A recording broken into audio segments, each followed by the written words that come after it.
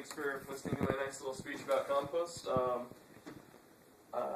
basically going to be showing you how to create living soil, which is important if you ever want to grow anything, because the soil you buy in the store is bagged and it's been smothered to death, and living soil has lots of nice little microbes and fungus that actually break down inorganic and organic matter and turn it into forms your plants can use.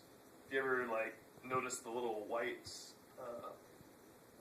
web-looking things in the soil, those are mycelia from fungus. They're actually taking nutrients from the soil and feeding it to trees and stuff in exchange for carbohydrates. But anyways, it's real simple. Build yourself a nice little compost bin. Needs to be a 3x3x3. You basically just want to. We're going to do a nice little demo in this because it's dark outside and it's wet. But yeah, you want to take your carbon materials, which is going to be brown stuff, so non-shiny paper, dead leaves, stuff like that.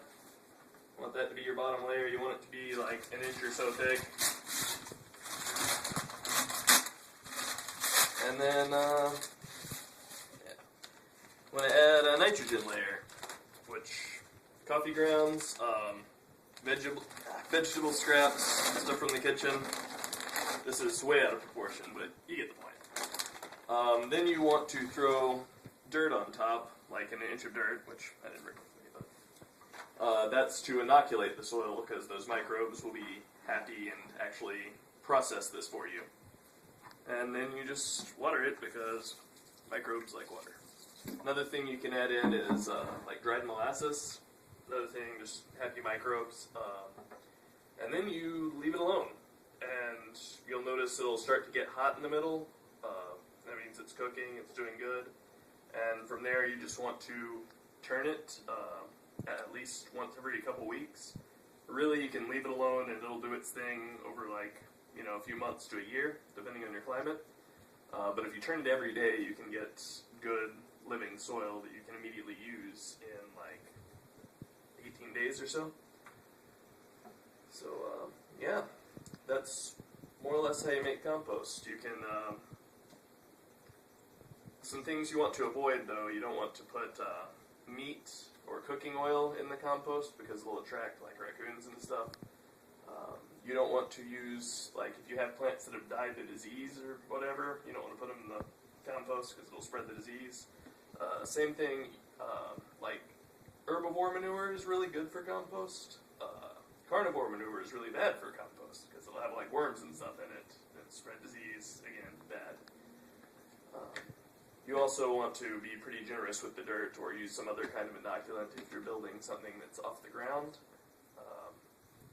Most compost piles, you just throw them on the ground, have a little bit. But than that, you can also do vermicompost, where you just feed it all to worms, and they will make worm poop. And worm poop is really good. It has a nice balance of nutrients and microbes from their guts.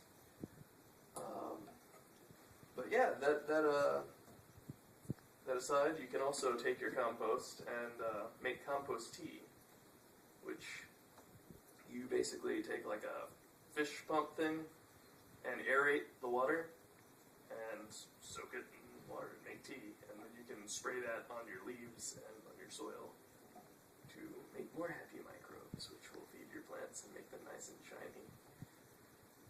But yeah. Are you open to questions now?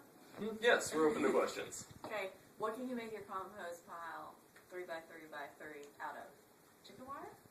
Yeah, chicken wire is good. Actually, you want to use the gauge of wire that's slightly larger than chicken wire, but not the huge one cows can stick their heads through.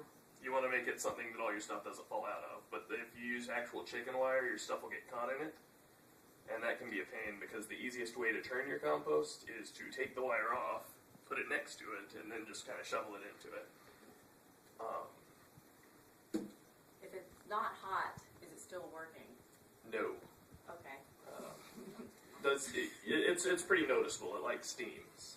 How many worms does it take when you do that one? Depends on the worm type.